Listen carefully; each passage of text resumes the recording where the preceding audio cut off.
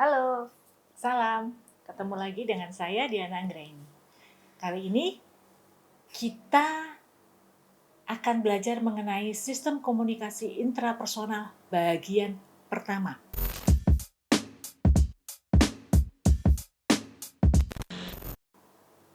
Materi ini adalah materi kuliah keempat dari mata kuliah Psikologi Komunikasi. Kita mulai ya. Oke, capaian pembelajaran dari materi kuliah keempat ini adalah mahasiswa mampu mengetahui dan memahami apa itu komunikasi intrapersonal. Kemudian, mahasiswa memiliki kemampuan mengenali bentuk-bentuk komunikasi intrapersonal. Yang ketiga adalah mahasiswa diharapkan mengetahui dan mengenali proses pengolahan informasi. Dan yang terakhir adalah mengetahui serta memahami pengertian sensasi dan persepsi.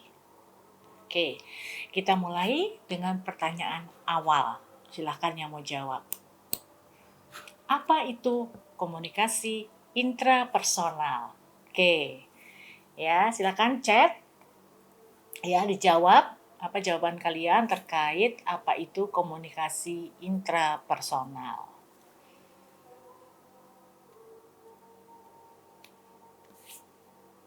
Yes. Komunikasi intrapersonal merupakan pembicaraan atau berbicara dengan diri sendiri. Gila ya, dengan berbicara dengan diri sendiri. Iya. Ya. Kapan itu? Ketika individu hendak membuat keputusan. Ya. Ketika melakukan sesuatu atau untuk memecahkan sebuah masalah. Maka itu akan dilakukan melalui komunikasi intrapersonal terlebih dahulu. Ya kan? Misalnya nih kita nih, yang simple aja, saya mau makan apa enggak ya? Ya kan, kita kan nggak mungkin nanya sama orang. Ya kalau ada orang nggak apa-apa, saya makan nggak ya? Tapi kalau nggak ada orang, kita kan suka bertanya, saya mau makan apa enggak ya? Belum lagi nanti kalau bilang, wah nanti kalau gue makan,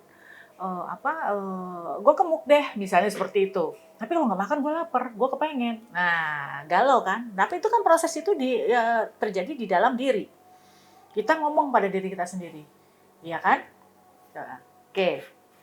Nah, kita bisa lihat ya sebenarnya ya, apa sih sebenarnya bentuk-bentuk komunikasi intrapersonal itu? Ya, bentuk-bentuk komunikasi intrapersonal ini bisa kita lihat ya. Yang pertama adalah melamun atau merenung. Ya kan, melamun merenung ngapain gitu ya, kita besok mau ngapain ya, besok mau makan apa ya, besok mau pergi kemana ya, besok gue mesti harus ngerjain apa ya, misalnya seperti itu, ya kan?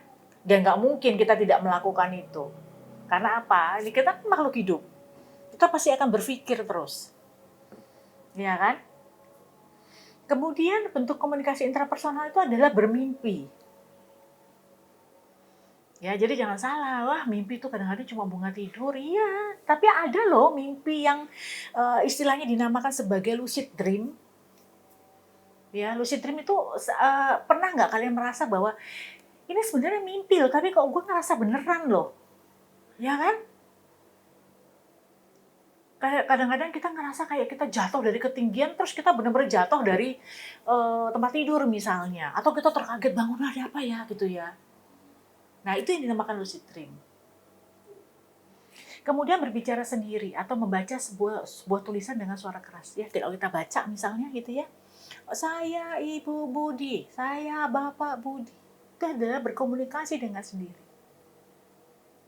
Ya, saya sendiri juga mempunyai kecenderungan gini, saya lebih mudah memahami suatu tema bacaan ketika saya baca, saya ngomong. Karena saya tidak hanya membaca, saya tidak hanya berbicara, tetapi saya juga mendengar. Nah, nanti ini kan terjadi proses di dalam otak kita seperti apa. Kan gitu ya. Kemudian menulis, mengarang, itu kan imajinasi. Ya, J.K. Rowling tuh contohnya misalnya. Akhirnya menjadi penulis terkenal. Filmnya tuh kemudian diproduksi di filmnya ya, Harry Potter, kemudian jadi terkenal. Itu kan dari imajinasi. Yang tadinya mungkin dianggap orang, itu imajinasinya bodoh banget. Imajinasinya enggak banget, norak banget. Hey, enggak masalah dengan itu. Jadi kalian jangan pernah takut untuk bermimpi atau berimajinasi yang sangat beyond gitu ya, di luar apa yang dipikirkan orang. Justru itulah akan menjadi, kalau kita bisa memanfaatkan itu akan bisa menjadi satu potensi yang besar dari diri kita. Kemudian membuat gerakan ketika sedang berpikir. Saya berpikir. Gitu kan? Ya kan? Kita berpikir ya. Kemudian sense making.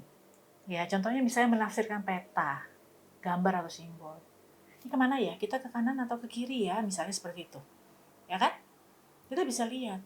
Habis dari sini 2 kali kita akan ke kanan. Habis dari sini kita lewat pertokoan kita akan ke kiri. Habis itu muter balik. Nah, itu adalah sense making contohnya. Kemudian menafsirkan komunikasi nonverbal, termasuk gerak-gerakan ya, gestur tubuh dan segala macam. Dan untuk komunikasi intrapersonal itu adalah komunikasi di antara organ-organ tubuh. Ya, perhatikan deh, tubuh kita itu tanpa kita sadari juga berkomunikasi. Kalau kita sakit itu tubuh memberikan sign kok. Dia panas, dia gemeteran. Ya. Oke. Kita juga bisa lihat di sini ya, proses pengolahan informasi pada otak manusia. Ya, tadi di judul ini adalah proses intrapersonal, komunikasi intrapersonal bagian pertama. Jadi ini ada 5 ya, ada sensasi, persepsi, perhatian, memori, dan berpikir. Pada materi ini kita hanya akan berbicara tentang sensasi dan persepsi. Kemudian perhatian, memori, dan berpikir itu akan berada di video pembelajaran komunikasi intrapersonal bagian kedua, gitu ya. Oke, kita lihat sekarang sih apa sih sebenarnya sensasi itu, gitu kan ya. Nah, kalau di bukunya Jalaluddin Rahmat itu kan dikatakan ya, sebenarnya sensasi atau sensation berasal dari kata sense ya, artinya alat penginderaan, media penghubung antara individu dengan lingkungannya ya. Dan prosesnya itu adalah terjadi ketika indera yang dimiliki oleh manusia itu mengubah informasi yang diterima. Saya menerima ini, saya melihat lampu, saya melihat komputer, itu adalah proses indera ya yang saya terima, kemudian saya ubah menjadi satu informasi. Oh, saya sedang berbicara di depan komputer. Ya. Kemudian sensasi itu juga merupakan pengalaman yang tidak memerlukan penguraian secara verbal. Kan nggak perlu kita ngomong bahwa dalam hati gitu, walaupun ya ini kan saya omongkan gitu, jadi kalian menganggap Mbak Diana ngomong. Tapi kadang-kadang kalau kita mikir, perlu nggak sih orang lain tahu? Enggak, kita aja sendiri gitu ya. Jadi nggak perlu penguraian secara verbal, simbolik, atau konseptual ya. Oke, sekarang kita lihat di sini. Sensasi itu adalah proses menangkap stimuli ya. Stimuli itu adalah apa saja yang menyentuh alat indera, dari dalam internal maupun dari luar atau eksternal. Di ruangan ini saya melihat ada kamera, saya melihat ada lampu, saya melihat ada komputer. Indera saya menangkap benda-benda tersebut. Ya. Di ruangan ini ada AC, saya merasakan dingin. Ya, indera perasa saya, kulit, dia memberikan respon bahwa ruangan ini dingin. Gitu. Ya. Di dalam ruangan ini saya juga bisa mendengarkan, misalnya ada aktivitas di luar. Ada aktivitas apa, saya mendengar. Ya, itu stimuli itu saya bisa mendengar. Oh, itu suara itu adalah suara apa? Suara ini adalah suara apa? Ya.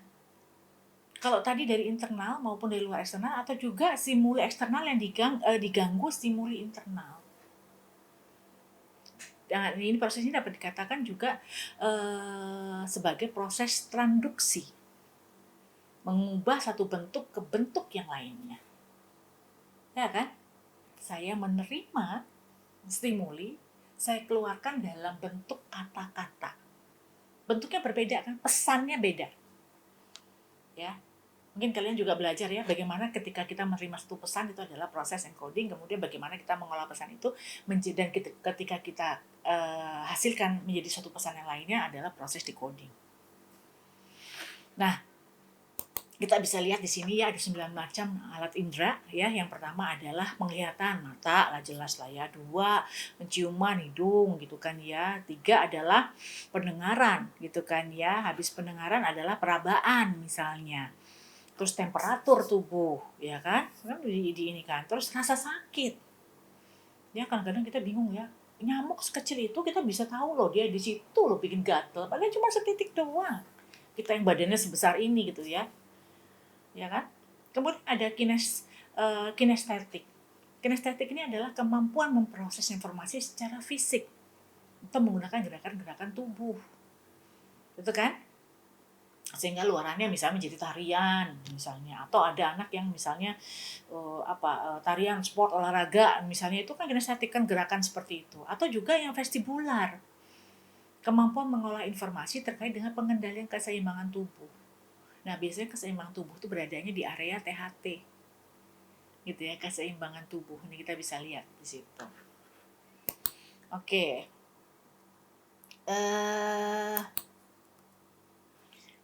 Kemudian ini ada klasifikasi alat indera manusia. Yang pertama adalah eksteroseptor. Ya, merupakan alat pengindera informasi yang datangnya dari luar. Ya, jadi kita lihat dari mata, dari telinga, ada peraba ya misalnya ya, peraba juga. Kemudian ada enteroseptor, alat pengindera informasi yang datangnya dari dalam. Sistem peredaran darah. Ya, misalnya yang tadi saya katakan di awal gitu, misalnya kita ngerasa sakit badannya, ya kan gitu kan ya.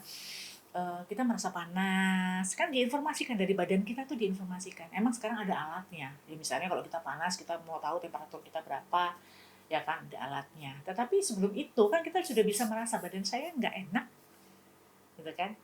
Atau juga yang ketiga adalah proprioceptor, pengendali gerakan tubuh organ dari saraf kita. Oke, itu tadi tentang sensasi. Ya, sekarang kita lanjut tentang persepsi. Persepsi atau perception, ya artinya mengambil apa? Pengalaman dari sebuah objek, peristiwa, atau hubungan-hubungan yang diperoleh dengan menyimpulkan informasi atau menafsirkan pesan. Ya, persepsi bisa diartikan sebagai penafsiran pikiran kita terhadap suatu objek. Persepsi yang diperoleh dari diri kita bisa saja benar, bisa saja salah. Tergantung dari mana angle kita melihatnya. Gitu kan ya. Atau juga dapat diartikan sebagai proses memberi makna pada sensasi tersebut, sehingga manusia memperoleh pengetahuan yang baru. Persepsi juga merubah sensasi menjadi sebuah informasi atau pesan. Nah, mulai ya, jelas ya. Kemudian kita lihat lagi, persepsi memberikan makna pada stimuli indrawi atau sensori stimuli. Kadang keliru sensasi, keliru persepsi. Nah, hati-hati nih ya. Jadi kan miskomunikasi kan, keliru persepsi seperti menyapa orang, ternyata kita tidak kenal. Saya pernah loh beberapa kali kejadian gitu. Saya lihat nih kayak teman saya, dari belakang saya lihat tuh modelnya kayak teman saya tepok, ternyata bukan. Wah, malu itu juga kan? Ya kan? Misalnya juga ada keliru sensasi. Tadi kan keliru persepsi ya, kita menyapa orang yang ternyata tidak kita kenal. Tapi ada juga ada keliru sensasi. Keliru sensasi itu apa?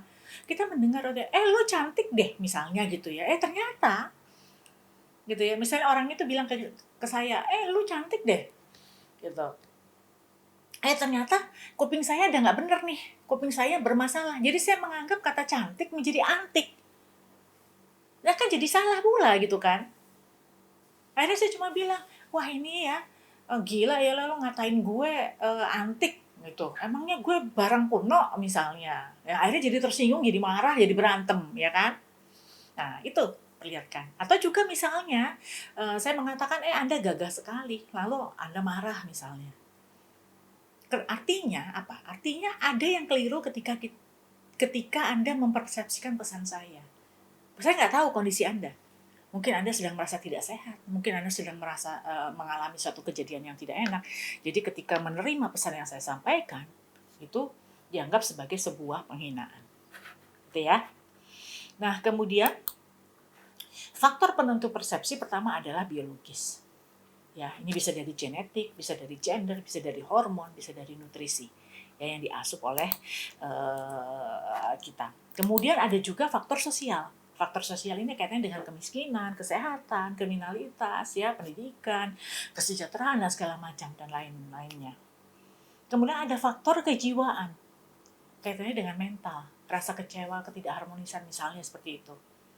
Ya, atau misalnya lagi bahagia, ya kan? Lagi senang.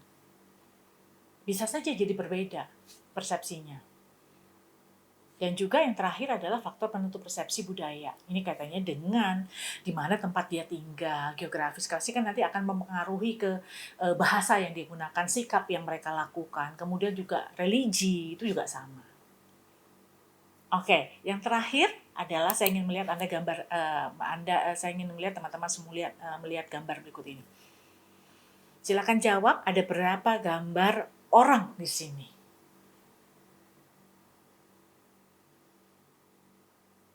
Oke, ya, dengan demikian berakhir pula materi kita hari ini.